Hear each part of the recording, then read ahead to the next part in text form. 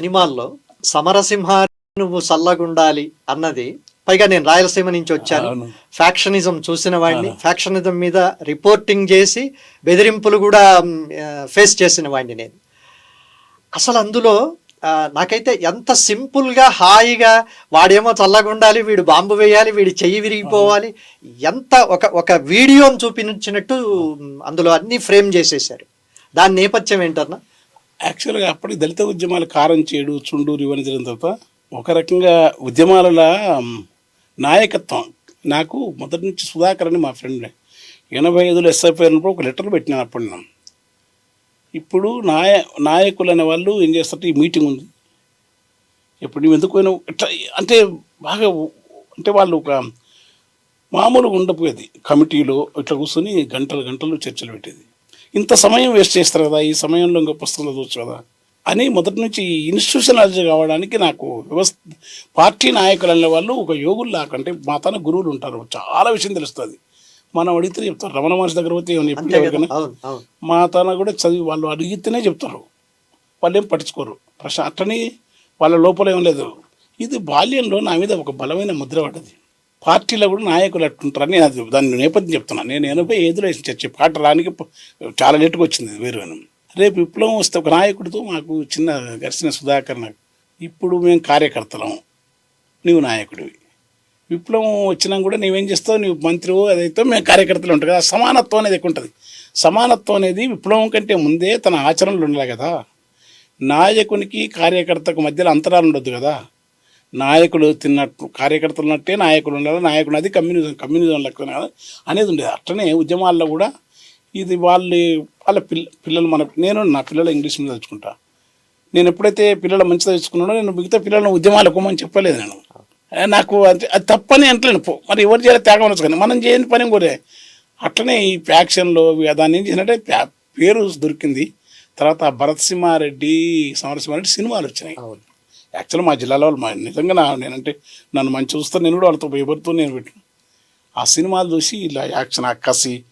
Actual Rayalaseema అంటే మీరు అందరూ పుట్టపర్తి నారాయణాచార్యులు, అన్నమాచారులు, అటయోగి వేమనలు, అచలముని సిద్ధులు నడయా. నేను రాసిన పాట అన్నమాచారులు, అటయోగి వేమన, అచలముని సిద్ధులు నడయాడిన లీల, ఇది పుణ్యశీల వీరబ్రహ్మం మఠం సీమకుడు కైవార నారాయణ. ఇది కదా రాయలసీమ అంటే.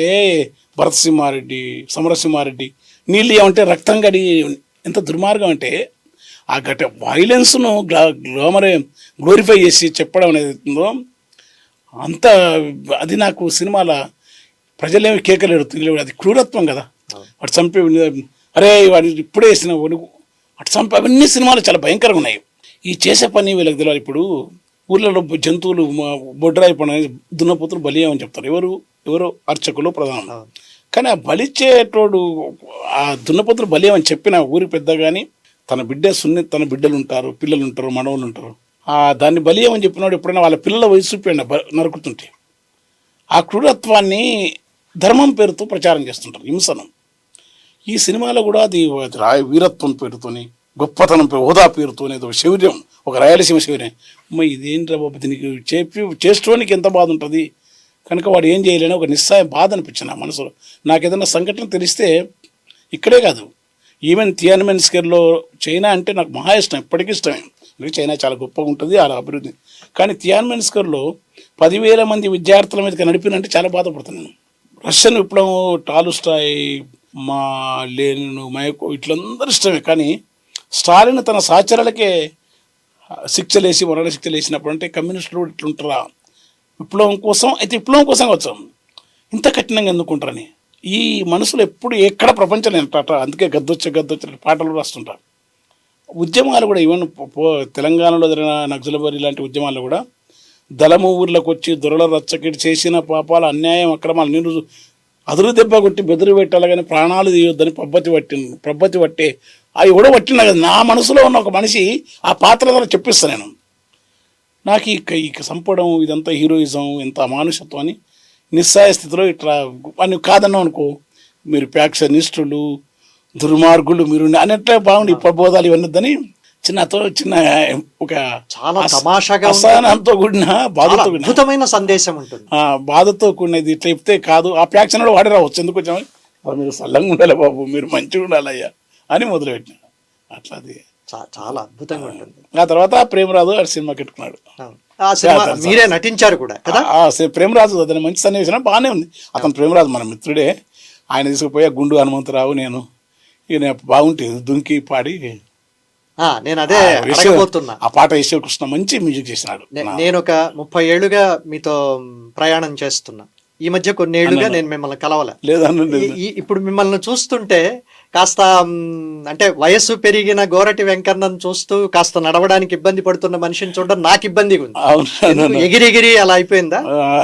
ఎగిరే ఎందుకంటే అప్పుడు ఇట్లా సడన్ గా ఎగిరేది, భారీ పెద్దవాడి ఇట్లా ఎగిరేది, మీ ట్రేడ్ మార్క్. తర్వాత మనకేమో ఈ కార్ల ఇప్పుడంటే ఏదో అవకాశం వచ్చినాక ఒక ఎన్నో ఏ కార్లు, సుమో అంటే సుమే, ఇంకో మెత్త పెట్టుకోవాలి, ఓ బెల్ట్, జాగ్రత్త లేదు కదా ఆ గుంతల పుడితే. తర్వాత నేను చేసిన ఉద్యోగం కూడా ఒక 4 ఏళ్ళు కోఆపరేటివ్ బ్యాంకులో senior inspector promotion sale officer వేసిన.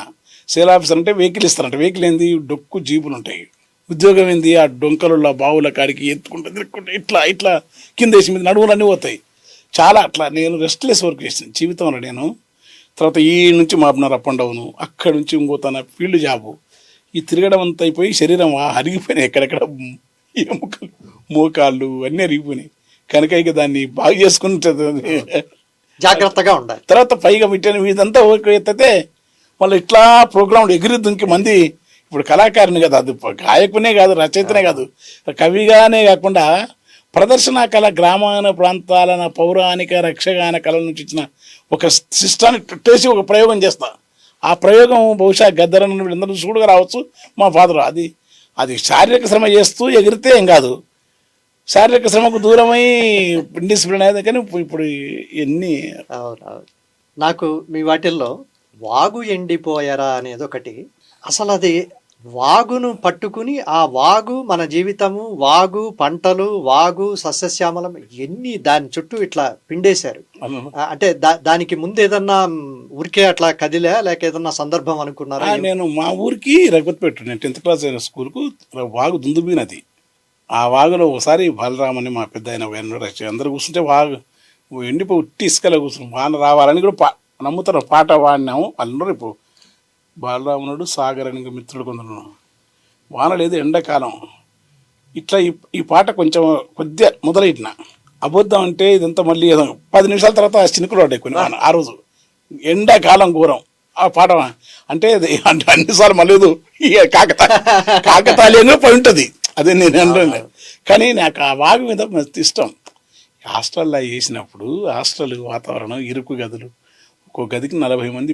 ఆ హాస్టల్లో ఉండబుద్ది కాకపోయేది. పొద్దున్నే 4 గంటలకు స్నానానికని వాగులోకి వచ్చేది. సాయంత్రం పూట పిల్లలు ఆ హాస్టల్ వాతావరణం. మా ఊరికి వచ్చినేమో వాగు రోజు అప్ అండ్ డౌన్ చేయడానికి లేదు, పెద్ద వాగే. ఆ వాగు ఒడ్డుకు వచ్చుకున్నాయి. పైగా వాగొడ్డునే రామగిరి పారే దుందుబి వాగుండే చిన్న ప్రశ్న పాట. పారే దుందుబి వాగుండేదని పక్కన రాముల కొండుండే, కొండల కోనేరుటుండే, కోనేరుల కలువ పూలు కలువల నవ్వు ఉండే అని రాసినప్పుడు చిన్నప్పుడు. ఇప్పుడే ఆ రాతి గిర్రల తేరు, రావి ఊడల వేరు, కొలనులు రేజాలు, దేవగన్నేరు పూలు, చిత్ర ప్రాకారాలు, శివుని ఆనవాలని. ఆ రామగిరి కొండ నుంచి ఆ నాది ఉత్తరానికి ఉంటుంది వాగు. ఆ రఘుపతిపేట నుంచి ఆ స్కూల్ నుంచి అక్కడ పోయింది. ఇదంతా ఆ వాగు మీద మమకారం. ఆ వాగు ఎండిపోయిన తర్వాత, ఇసుక పోయిన తర్వాత, ఆ వాగులో జాలలు, సాగల్లో బట్టలు ఉతికేది, వాగు చుట్టూ ఉన్న పొలాలు, తరి పొలాలు, ఇవన్నీ కూడా ఏమైందని రాసిన పాట. అది చాలా ఇష్టంగా రాసిన పాట. దీని కొనసాగింపే పిట్ట బతుకు అని. అసలు దానికి సరిహద్దులను చెరిపేసి దానికి రెక్కలు తొడిగి ఎక్కడికి తీసుకెళ్ళిపోయారు దాన్ని. అది నేను అనుకుని రాసిన కాదు, దైవిక కార్యం అని అంటారు ఏమంది. అది అంటే నాకు దైవశక్తులు కాదు, అది కూడా నేను ఎంత వాడని చెప్పు. ఆ పాట మాత్రం నాకు మహా ఇష్టం. అది నేను రాసిన నువ్వెన్ని రాయింగా రేపు పెద్ద కావ్యాలు సృష్టించిన, కేంద్ర సాహిత్యం అందాల తను వెళ్ళవు, అనేక ప్రయోగాలు చేసిన అందులో. కానీ ఆ పిట్టే పాట నాకు మహా ఇష్టం. అది ఎట్లా రాసినా, ఎందుకు రాసినా అనేది అది కూడా మళ్ళీ లేట్ కాదు. ఆ తిరుమలగిరిలో ఒక చెట్టుకు పిట్టే పెడుతున్న అక్కడ చైతన్య అరే పిట్టే కూడా అని చూపించారు. అట్లా 10 నిమిషాలు వచ్చింది అది, 10 నిమిషాలు. అందుకే దానికి నేను ఇప్పటికీ నాకు ఆ పాట ఇష్టం, చాలా ఇష్టం నాకు. అది దానికి అంత పేరు వస్తుంది అనుకోలే. యావరెత్తున అంటే ఈ ప్రపంచంతో నిమిడలేక ఒక పిట్టే ఎంత బాగుంటుంది కదా.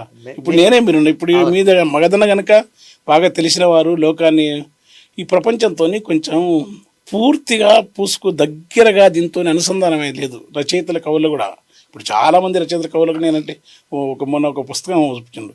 ఆయన ఏమన్నా అంటే ఇతరులని అవి చూసి నీకు కావాలని నీ గుర్తురాలి నువ్వు ఎప్పుడు ఆయన దగ్గర పోవంటే ఇంటికి అన్నాడు. అది రాయకపోతే నేను నన్ను నవ్వుకున్నా, రాయకపోతే నా అదృష్టం కదా అన్న ఆయన. ఎందుకంటే రాయకపోవడం ఆయన రాస్తే మాత్రం ఎన్నేళ్ళు 100 ఏళ్ళు 1000 ఏళ్ళు తర్వాత 1,00,000 సంవత్సరాలకి ఓడి చూస్తే ఎన్ని పుస్తకాలు వస్తాయి. ఇప్పుడు నా ఇంట్లో నేను చిన్నప్పుడు కూడా పుస్తకాలు అనేది అవుతుంటాయి. ఎన్నో కొత్త పుస్తకాలు చదవలేకపోతే కాలం ప్రపంచం ఎవరి లోకం వాళ్ళదవుతుంది కదా అనుకొని తర్వాత అంటే నేను దగ్గరగా ఇమ్మడే పరిస్థితి లేని ఒక పల్లెటూరి లేకుంటే ప్రిమిటివ్ వెనుకబాటుతనం నుంచి వచ్చిన